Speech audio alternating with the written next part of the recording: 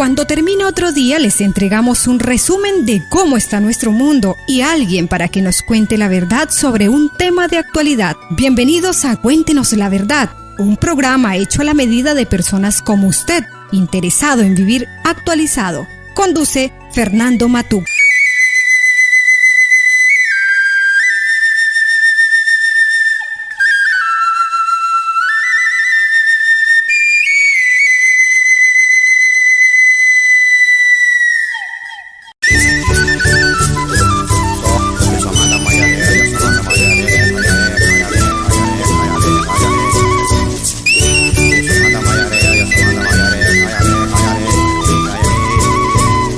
Llegó la hora de nuestro invitado. Con ustedes un tema que nos aclarará lo que está pasando y nos afecta. Cuéntenos la verdad.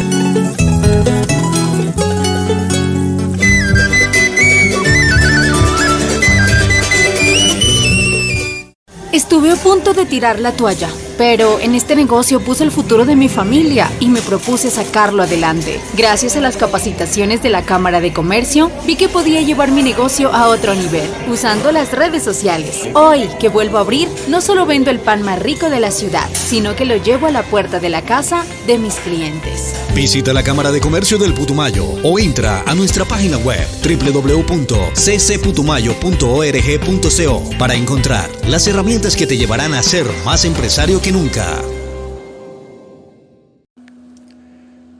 Empresa de Energía del Putumayo. Comunicado de interés para usuarios de los sectores rurales del municipio de Mocoa. Programación, mantenimientos preventivos en el sistema de distribución local del martes 9 de febrero al viernes 12 de febrero de 2021. Suspensión programada del servicio. Martes 9 de febrero, Vereda El Pepino de 8 a.m. a 12 del mediodía.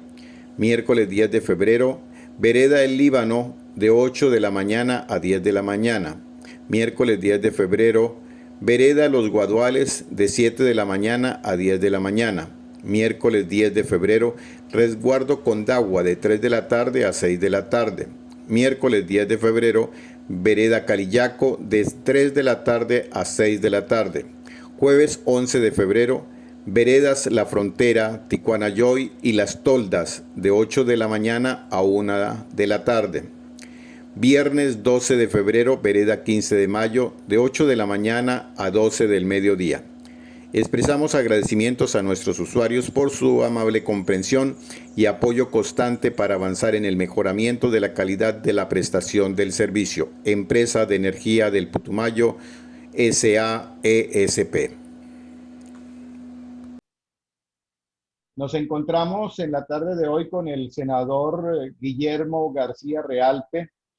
Él es abogado, economista, es magíster en desarrollo económico, ha sido concejal, diputado, senador desde el año 2009, militante activo del Partido Liberal, quien ha tenido en el transcurso de toda su vida política una serie de intervenciones interesantes y ha sido ponente de muchos proyectos de ley que ahora nos rigen. Bienvenido, senador García Real. Buenas tardes, Fernando, a usted y a toda la gente que a través de las redes nos está siguiendo. Muchas gracias por invitarme a su programa y con el mayor de los gustos estamos para absolver sus preguntas. Bueno, senador, yo quisiera que iniciemos con el tema de la agenda legislativa. ¿Cómo ha sido el trabajo de un senador en medio de la pandemia para atender todos los compromisos de una Colombia que tiene tantas necesidades? Bueno, este año nos tocó reinventarnos a todos los colombianos.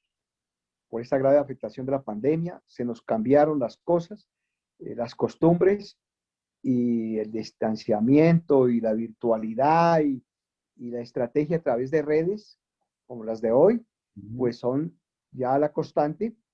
Y como lo han dicho mucha gente, esto definitivamente vino para quedarse y de aquí en adelante va a haber una combinación de la presencialidad y la virtualidad. Igual es un medio de comunicación también. La parte legislativa la hemos adelantado sin dificultad, hemos tenido sesiones de la Comisión Quinta y hemos aprobado proyectos de ley muy importantes. También hemos adelantado las respectivas plenarias del Senado, hemos adelantado audiencias públicas de diferentes temas, debates de control político, hemos visitado las regiones con la Comisión de Paz y otros organismos del Congreso, y digamos que guardando los protocolos, los cuidados del caso, pues hemos adelantado la tarea. Pueda que no sea igual que de manera presencial todas las actividades, pero digamos que en medio de las circunstancias hemos podido cumplir nuestro deber y nuestra responsabilidad de congresistas de la República. Bueno, senador, ¿cuál considera usted que ha sido como el hecho más importante del año 2020 en la parte legislativa, en lo que corresponde a Senado de la Comisión Quinta? De la Comisión Quinta, sin lugar a dudas, el nuevo sistema general de regalías. La ley 2056, que hablando del Putumayo, se regresaron a los departamentos productores los niveles que en otro tiempo tenían en materia de regalías. Eso es una buena noticia para el Putumayo, para el Huila, por ejemplo, para el Meta, para el Casanare, para Arauca, los departamentos productores. Y se van a dar cuenta los putumayenses, el nivel de inversiones va a ser el mejor. También tenemos que manifestar que ese nuevo sistema general de regalías trae muchas inversiones, además de los recursos propios de los departamentos y de los municipios, recursos propios del Ministerio del Medio Ambiente, del Sistema General del Medio Ambiente, para el tema de restauración de los ecosistemas estratégicos. También planes de ciencia y tecnología y planes de agricultura sostenible.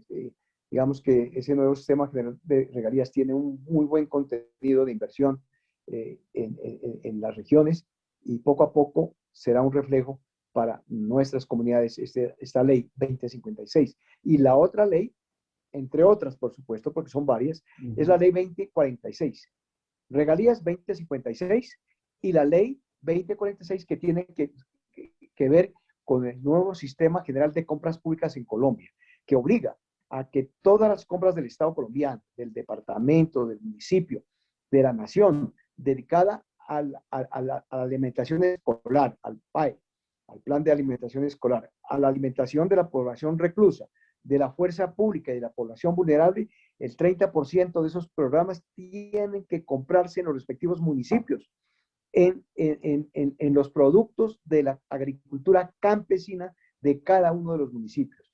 Tiene que ver con el tema de la producción panelera, lechera, arrocera, en fin, los productos de la región, porque las nuevas, los nuevos menús, las nuevas bases de la alimentación va a ser alimentación, digamos, diferencial de pertenencia en el sentido regional. Digamos que esas son las dos leyes fundamentales que evacuamos en la Comisión Quinta del Senado, de la cual yo soy el presidente. Senador, hay dos temas que son vitales para este año, para el gobierno colombiano. Lo uno es cómo financiar el costo del COVID, todo lo que tiene, toda la afectación económica y todo lo que es la subsistencia de la población, los diferentes subsidios y apoyos que ha dado el gobierno que requieren, exigen una reforma tributaria. Y otro es el Plan Nacional de Vacunación, que es un requisito sine qua non para que tengamos la seguridad de supervivencia en nuestro país. ¿Cómo ve esos dos temas, senador? Bueno, la financiación está dada por el Fondo de Emergencia de la calamidad de salud y social que produjo el COVID.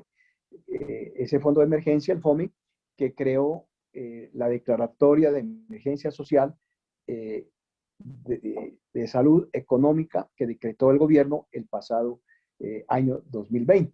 Sí. Y ahí vienen los recursos. Ese fondo de emergencia tiene alrededor de 24 billones de pesos, y de ahí se han pagado los recursos que tienen que ver con el ingreso solidario, con el programa de apoyo al empleo formal, también a las ayudas humanitarias de emergencia, el tema de remesas, en fin, y también los costos que tienen que ver con la atención de salud y particularmente el tema de las vacunas. Digamos que el gobierno nacional apropió con traslados de recursos de otros sectores, incluso con créditos del Banco de la República, para atender la emergencia. En eso está, digamos, que resguardado, digamos, el presupuesto que se requiere para atender la pasada emergencia social y económica en los diferentes aspectos, pero ahora ya en los temas de salud, de equipamiento médico y los costos de la vacunación, en fin, digamos que eso está con las debidas provisiones. ¿Usted cree que necesitaremos en el año 2021 que el gobierno presentará de pronto una reforma tributaria? Pues ya lo anunció y estamos mirando con preocupación que los primeros informes de la propuesta, del proyecto o del borrador todavía de reforma tributaria es clavar la canasta familiar con impuesto al IVA. Eso no se había visto en anteriores ocasiones. Prácticamente es la primera vez que se va a cubrir la totalidad de la canasta familiar, de la canasta alimenticia en particular, y eso es absolutamente grave. En nuestro caso, no vamos a apoyar esa reforma tributaria si contiene el IVA a la canasta familiar. Hay maneras de que el gobierno pueda financiar ese hueco fiscal que lo tiene, por supuesto, hay que entenderlo, pero nosotros hemos dicho, ¿por qué no le quita esa cantidad de descuentos, de beneficios tributarios que tiene el gran empresariado multinacional, la megaminería? Por ejemplo, yo quiero decir, la megaminería tiene casi que 200 facilidades en descuentos, en beneficios, en exoneraciones tributarias. Entonces hemos dicho, bájele esas rebajas de impuestos que tienen el gran empresariado nacional y multinacional y de ahí obtienen unos recursos. Y por otro lado, que restablezca el impuesto a la riqueza en Colombia para los ricos, para quienes tengan 3.000 o 4.000 o 5.000 millones de pesos en patrimonio líquido, que eso es bastante, porque el patrimonio líquido es descontado impuestos, descontado deudas, descontado gastos. Entonces, quien al final del año tiene 5.000 millones de pesos es una persona que puede tener en capital o bienes superiores a 20, 30.000 millones de pesos, que ya es una persona rica. Y ahí es que se obtengan los recursos para atender la emergencia y sobre todo los recursos que requieren lo que es absolutamente necesario, la renta básica mensual, que la necesitan 10 millones de hogares colombianos, renta básica de un salario mínimo por el espacio de un año, porque la gente no tiene con qué ya alimentarse, vestirse y atender los servicios y los gastos de la familia y la educación de los hijos. Esa renta básica mensual es absolutamente necesaria porque las condiciones de pobreza, extrema pobreza y marginalidad de los colombianos ya está en el 70%.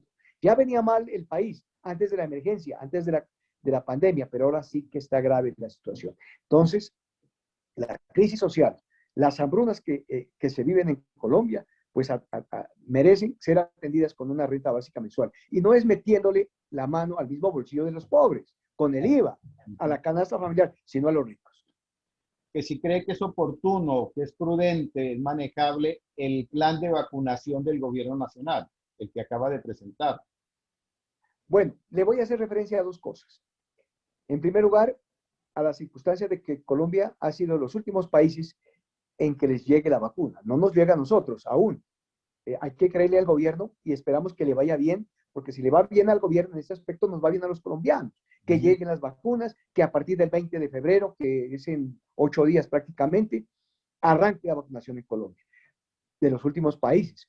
Hoy, Chile, Argentina, Brasil, México, Panamá, Costa Rica y otros países ya tienen vacunado el personal médico, porque a ellos les llegó hace 2 meses. Entonces, por ejemplo, yo le quiero contar, yo tengo unos paisanos pastusos médicos, 30 médicos que están haciendo especialización en Buenos Aires. Ellos fueron vacunados a finales de diciembre. Y mire que esos señores hoy están inmunizados, claro, atendiendo a los pacientes. Es otra situación. Es que aquí hay que ponernos la mano en el pecho con el sector médico. Entonces, médicos no solamente hay que aplaudirlos, reconocerlos como héroes, felicitarlos y dolerse por ellos. Había que llegarles la vacuna hace un par de meses a ellos y no les llegó. Siquiera eso, para que sigan cumpliendo su misión, su apostolado, a riesgo de sus vidas y la de la familia, cumpliéndole a riesgo, al más alto riesgo, mucho más que todos nosotros, y no les llegó la vacuna. Pero esperamos que sí llegue el 20 de febrero, a pesar de que eso nos ha costado muertos y muchas tragedias y muchos contagios. Esperamos que llegue la vacuna. ¿Por qué no llegó pronto? Para claridad de sus seguidores en las redes. Resulta que Colombia se casó con un solo plan A, que es el plan del sistema COVAX de la Organización Mundial de la Salud. Durante muchos meses, y solamente en diciembre empezó a considerar un plan B y un plan C. Es decir, en plan B de 2 o 3 farmacéuticas directamente contactadas. Y el plan C eran las vacunas de China y de Rusia. ¿Cómo le parece que a Argentina, Chile y a Brasil les llegaron primero las rusas y las chinas? Y Colombia apenas comenzó ese plan C hace unos días. Entonces, los otros países tenían varias rutas, tenían 8, 9, 10, 12 rutas, porque habían 12 rutas, y Colombia se había casado con una sola ruta. Entonces, por eso se nos demoraron las vacunas. Ojalá ya se restablezca eso. Ahora, que cómo lo cumpla ese plan. El plan en el esquema es un plan válido, bien concebido. Es más, es muy parecido al del Ecuador. Yo me pongo a ver el del Ecuador, es igualito al de Colombia. Digamos que es un protocolo mundial de atender primero los más de 80 años, el sector médico, los que tienen unas comorbilidades, unos antecedentes, en fin, digamos que eso es un protocolo mundial. Es un buen protocolo, hay que entenderlo, no hay que discutirlo. Pero yo creo que en el mundo y en Colombia estamos pecando de exceso de optimismo, de pecar de optimismo o de no medir las realidades, en primer lugar, de la producción mundial de las vacunas. La tal producción no ha estado en los niveles que se creían. Entonces, los suministros de los contratos no van a venir en la misma cantidad en nuestro país. Antes se hablaba de millones, ahora se está hablando de miles. Se hablaba de 800,000 y resulta que ahora van a hablar de 100,000 para la arrancada, que no está mal, pero necesitamos mucho más. Claro que sí. Necesitamos mucho más porque el personal médico requiere 500,000 vacunas en Colombia, ¿no? Y por ahí los mayores de 80 años y los enfermos con antecedentes. Entonces, eso suma 2 millones de vacunas de la gente prioritaria, que es de la primera fase del primer grupo. Entonces, ojalá le vaya lo mejor posible al gobierno y hay que tener, digamos, como consideración en esa circunstancia. No le vamos a armar más problemas al gobierno. Ya hicimos los debates, las preguntas, los interrogantes. Esperemos que arranquen las vacunaciones. Pero tenemos todavía nuestras dudas, pero creemos y queremos ser optimistas en esto, compañero Fernando. Senador, he leído y entrevisté la semana pasada al senador Rodrigo Lara y él nos comentaba de un grupo de parlamentarios que están conformando una bancada de liberales socialdemócratas. Me comentó que usted estaba en ese sector. ¿Qué nos puede contar sobre este nuevo personaje, esta nueva actitud política en el escenario colombiano? Bueno, es que tenemos que decir que los partidos en Colombia, pues que ya lo refleja la opinión y los sondeos, no están bien en el pensamiento de los colombianos. Y no están bien, no por hechos gratuitos, sino por hechos reales. No hemos visto los partidos como tal hacer los debates, hacer la presencia, hacer la defensa de los intereses públicos colombianos como causa formal de cada uno de los partidos. Entonces nos tocó de unirnos a algunos liberales, a algunos personajes como de Cambio Radical, como el doctor Rodrigo Lara, el doctor Temístocles Ortega, del partido de la U, el doctor Roy Barreras, el doctor Roosevelt Rodríguez, y en el liberalismo, el doctor Luis Fernando Velasco, el doctor Andrés Cristo y García Realpe del departamento de Nariño. Y hemos conformado un grupo de trabajo bien interesante que hemos adelantado tareas que tienen que ver con iniciativas legislativas, con debates de control político, con audiencias públicas. Nosotros fuimos los de las audiencias de las vacunas, en fin. Es un grupo de trabajo en defensa del interés público colombiano y vamos a seguir trabajando. no formamos todavía parte de como movimiento, como partido, porque cada uno está en su propio partido y es difícil renunciar. Sí. Pero esperamos que, que el Partido Liberal, por lo menos, pues se afilie a esa gran coalición progresista, esa coalición alternativa de los verdes, de los rojos, de los amarillos, de los independientes, de todos los partidos que creen que Colombia tiene que ocurrir un cambio, pero un cambio no digamos, de una expresión común y corriente, porque sí, un cambio, porque si no, un cambio tiene que ver con reformas profundas al sistema económico en Colombia, al sistema financiero, porque los bancos se están quedando con nuestros trabajos, con las altísimas tasas. Reforma al sector productivo, agropecuario, defender al sector agropecuario colombiano de las importaciones, del contrabando, una lucha frontal contra la corrupción. Entonces, esa gran corriente nacional que van centro, izquierda, en fin, pues nos gustaría ver a los liberales socialdemócratas y al liberalismo en general. Ojalá eso se conforme. Si el Partido Liberal no se va con estas corrientes renovadoras de las reformas y se va con la derecha, pues yo como liberal progresista de izquierda, pues yo tendré que hacerme a un lado y yo que quiero tanto a mi partido de toda mi vida, de mi militancia, pero primero está la defensa del pueblo colombiano. Senador, un último tema. Nosotros los departamentos de la periferia, por lo que más sufrimos son por las vías. No tenemos forma de conectarnos con facilidad. Hay una carretera Tumaco, Pasto, Mocoa, Brasil, hay otra carretera Neiva, Pitalito, Mocoa, Puerto Asís. Esas vías están desfinanciadas, están con problemas, con demandas, con tutelas, y uno ve que cada vez eso se va dilatando más. Un tramo nomás de la carretera Tumaco, Puerto Asís ya tiene un plan a 10 años, un tramo de 47 kilómetros. Entonces, ¿cómo ve usted el futuro de las regiones con esa demora en las vías? Vea, este gobierno sacó a licitaciones 22 tramos en Colombia y esa gran revolución que ha manifestado el Ministerio de Transporte y el Vías y la Agencia Nacional de Infraestructura llegó solamente hasta el Valle del Cauca y no llegó al Huila, no llegó al Cauca, no llegó a Nariño, no llegó al Putumayo y no llegó al Caquetá. Definitivamente no resultamos prioritarios para el gobierno nacional. Es un gobierno centralista, interesado en ciertos departamentos que ya son desarrollados y nos ha dejado a un lado. Nosotros hemos protestado por eso. Ese contrato de San Francisco Mocoa a 10 años no es bueno.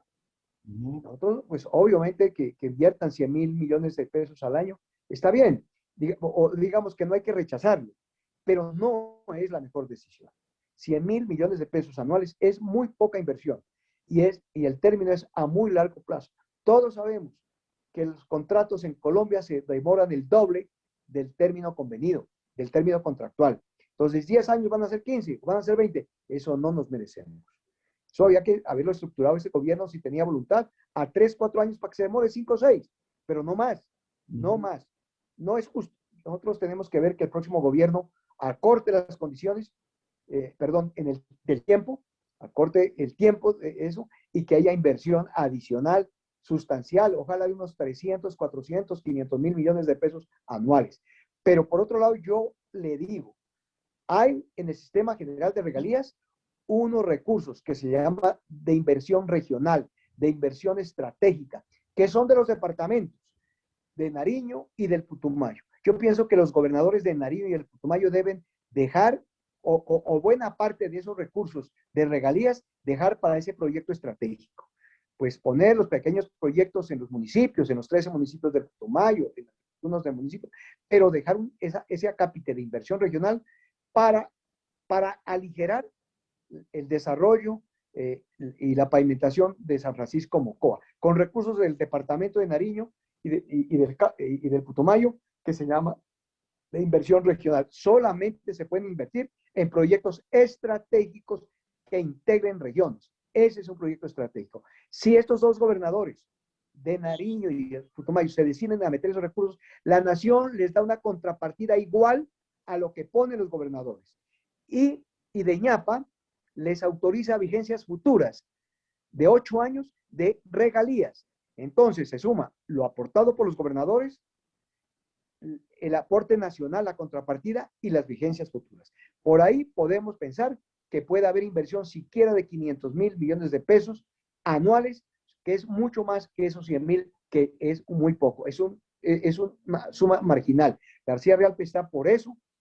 No quiero decir que no hagan esa obra de 100.000, pero no es suficiente. No es suficiente y ese debate nosotros lo tenemos presente. Bueno, senador, ya para despedirnos, yo sé que usted es una persona muy, muy ocupada y que nos regaló estos minuticos para que el departamento del Putumayo, a través de Radio Guaira y de las redes sociales de nuestro programa, conozcan esa realidad nacional.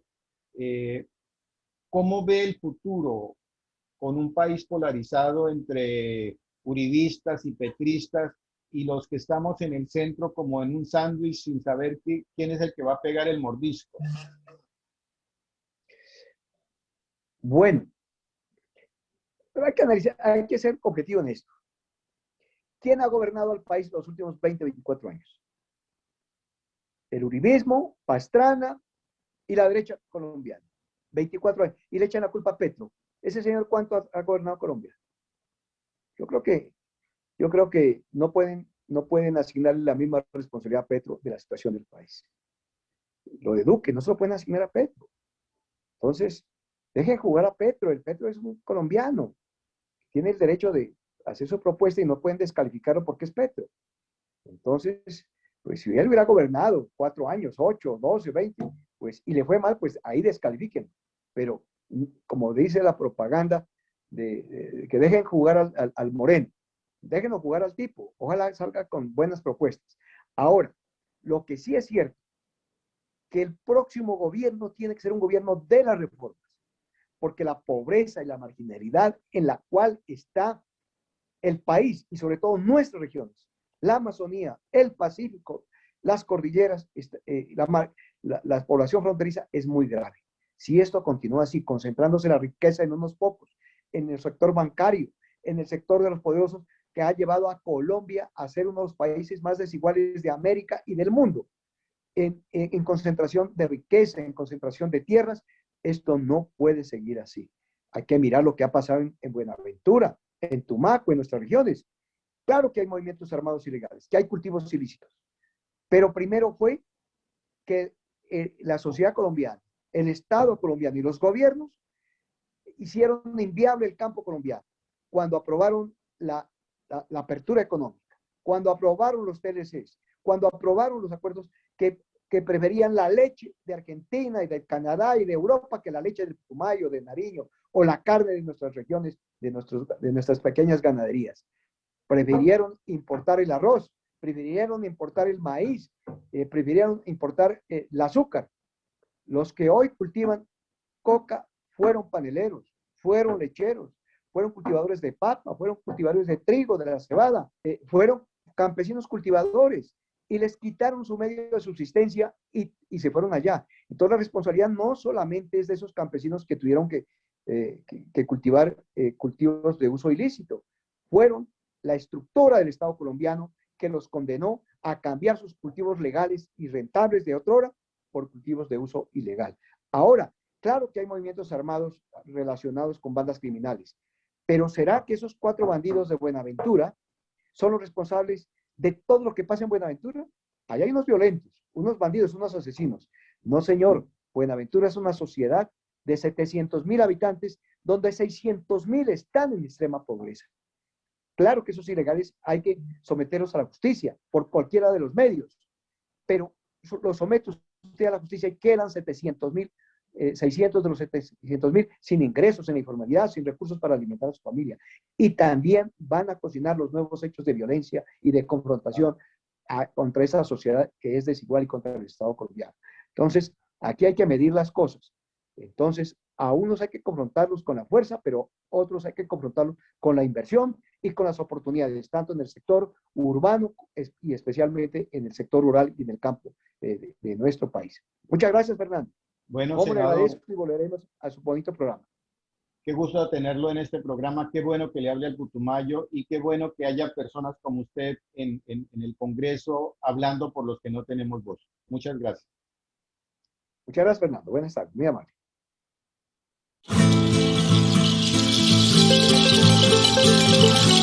Les agradecemos que nos hayan permitido ingresar a sus casas. Esperamos contar con ustedes en nuestra próxima emisión. Pasen un resto de noche acogedor y en paz con todos y con todo.